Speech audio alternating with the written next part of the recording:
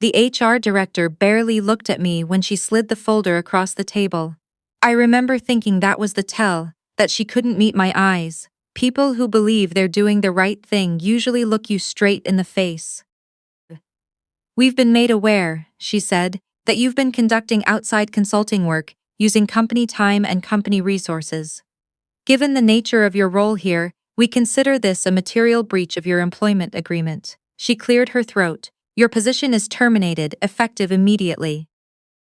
I sat in that stiff chair in the Norwest Animal Health Partners HR office on a Wednesday morning in October, watching the rain streak down the window of the 18th floor, and I felt something I hadn't expected: relief. The folder held printed logs, encrypted file transfers, VPN activity records, timestamps that flagged certain sessions as suspicious. They couldn't read what I had actually been doing. They could only see that I'd been doing something they didn't understand. And leaning against the doorframe behind Miriam, the HR director, was my older brother.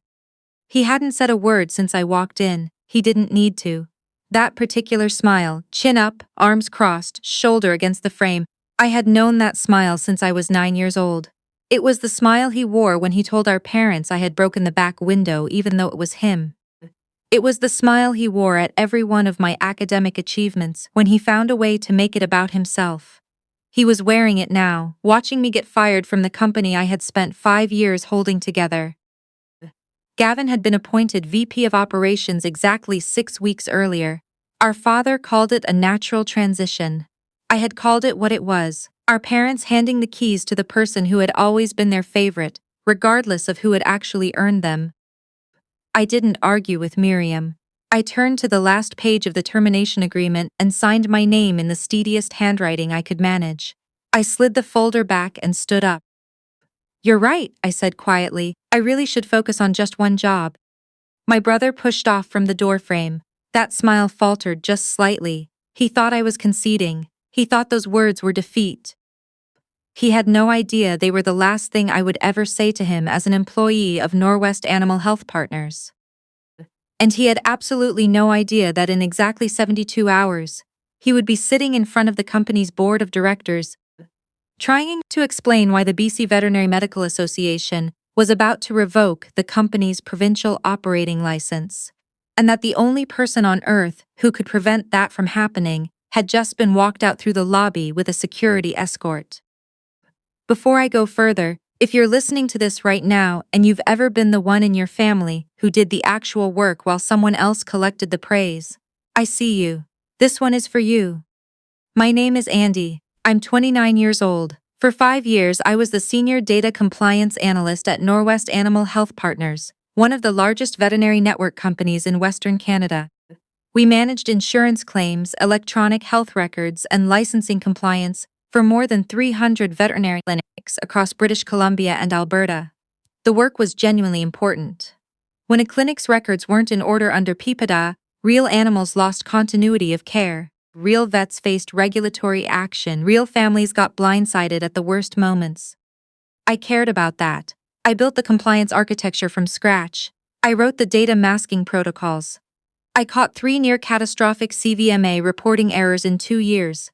Errors that would have cost the company its operating status and exposed a dozen partner clinics to provincial sanctions. Nobody at the executive level really understood what I did, which as it turned out was exactly the problem.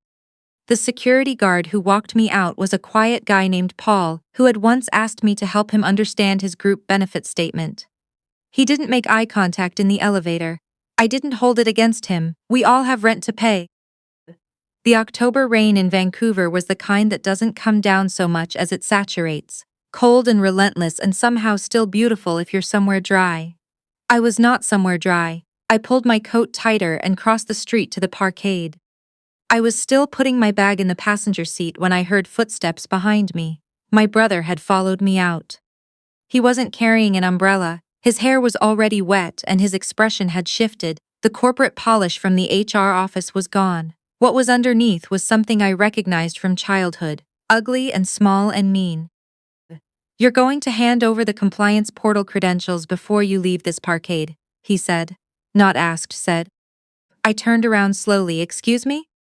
"The regulatory dashboard, the vendor access tokens, The CVMA submission keys. He crossed his arms. Miriam deactivated your employee profile 20 minutes ago and now I can't access half the systems in my own department. Write them down. I looked at him for a long moment. Those portals are managed through a third-party compliance infrastructure, I said.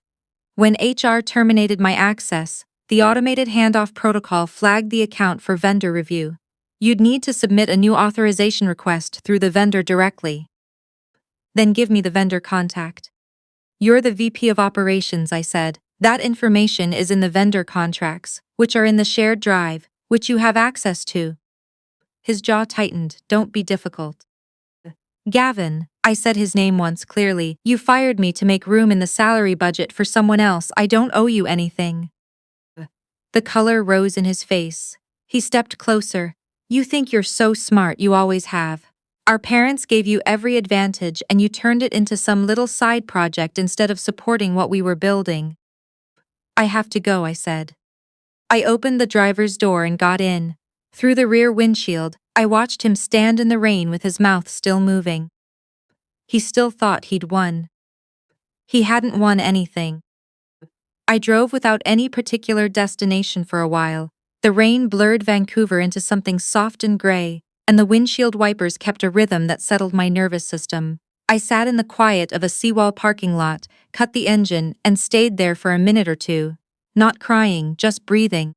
Trying to locate somewhere inside myself the part that knew what came next. Then I reached into my bag and pulled out my personal laptop. It wasn't a company-issued machine, it was a custom-configured ThinkPad with full disk encryption and a VPN that routed through a server in Montreal. I'd built it the same way I'd built everything else in my adult life, carefully, quietly, on my own time, with no one watching. The fingerprint reader opened the screen directly into the administrative dashboard of PawSafe Technologies. PawSafe, my company, incorporated under a numbered holding company in BC 3.5 years ago, managed entirely through systems completely separate from anything belonging to Norwest. I had started building it when I was 25, after watching my third preventable CVMA compliance failure unfold at Norwest, because the company's off-the-shelf software couldn't keep pace with provincial regulatory updates. I saw the gap clearly. There was no specialized real-time compliance monitoring platform built for Canadian veterinary networks, so I built one. I worked on it every evening after dinner, every weekend, every holiday-long weekend while the rest of the office went to Whistler. While my brother was attending client golf tournaments on the company expense account, I was writing code at my kitchen table, looking out at the rain, building something that actually worked. PawSafe now had 12 veterinary network clients across 4 provinces.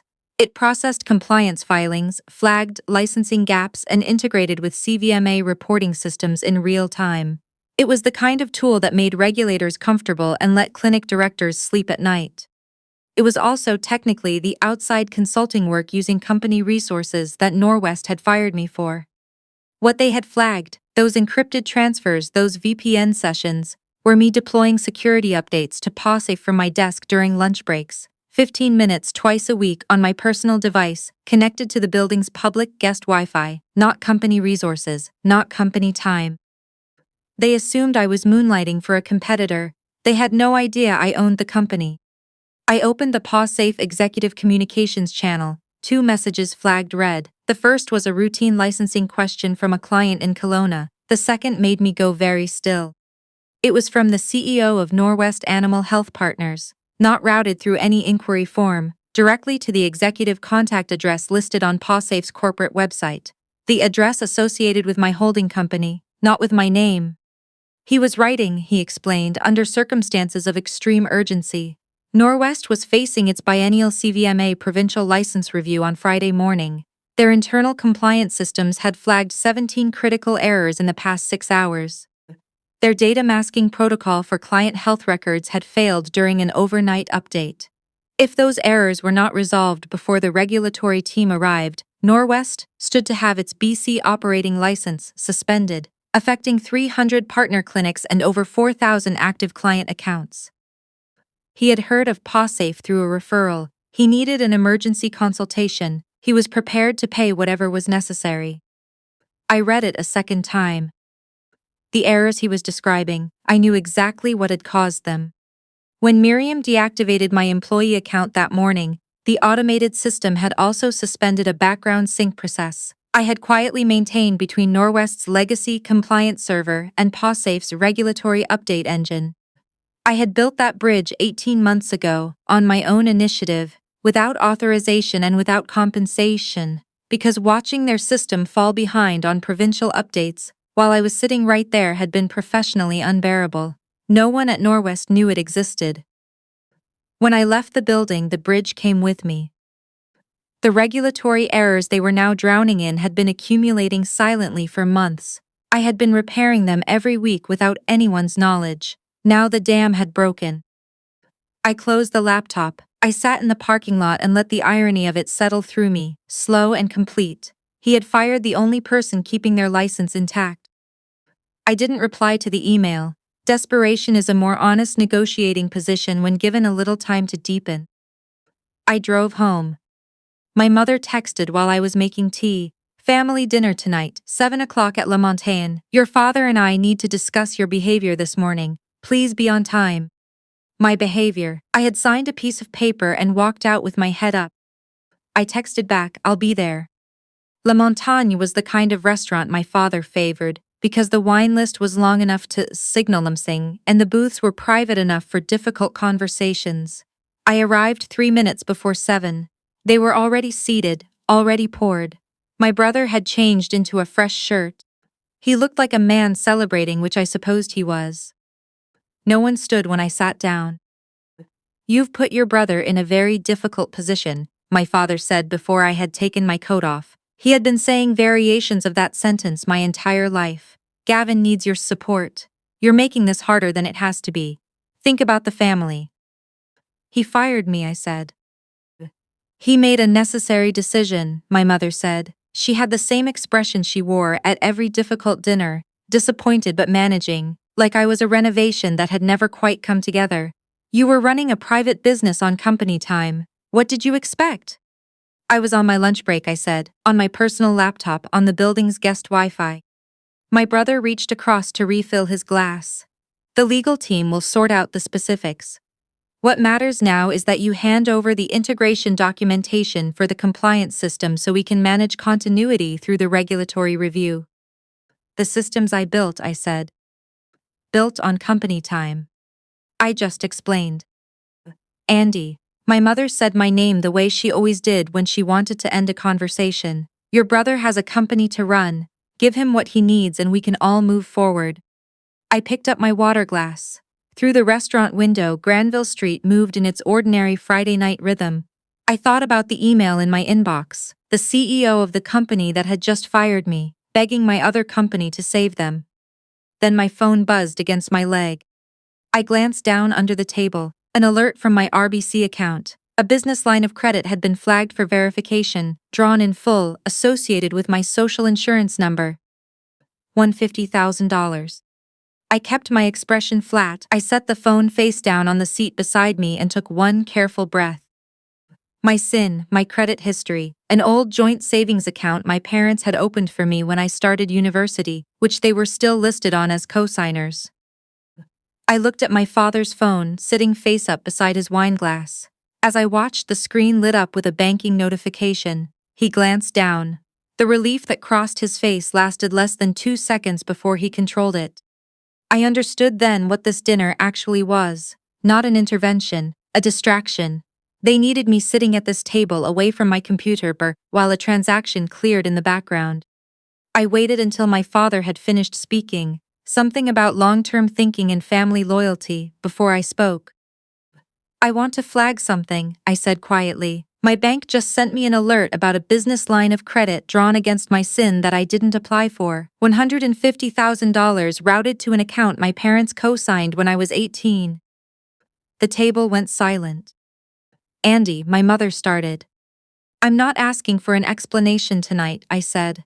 I'm letting you know that I'll be initiating a credit freeze when I get home, and the bank will be conducting a review of the application.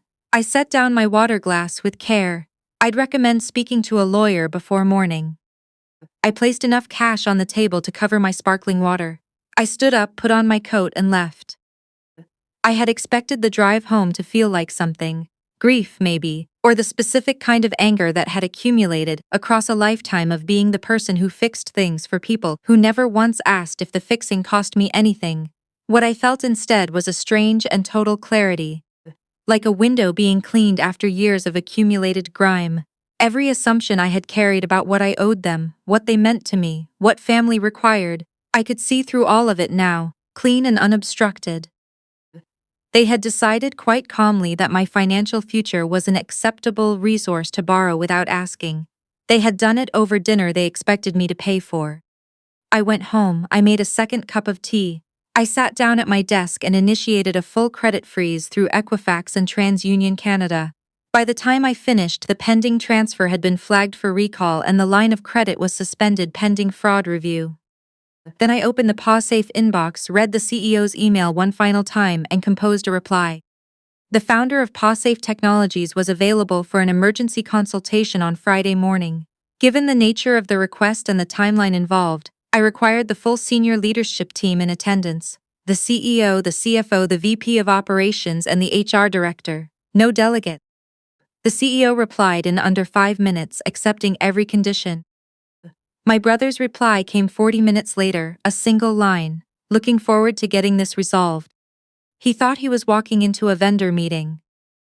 Friday morning, I wore a charcoal blazer and the kind of calm that comes not from having nothing to lose, but from having already let go of what didn't matter.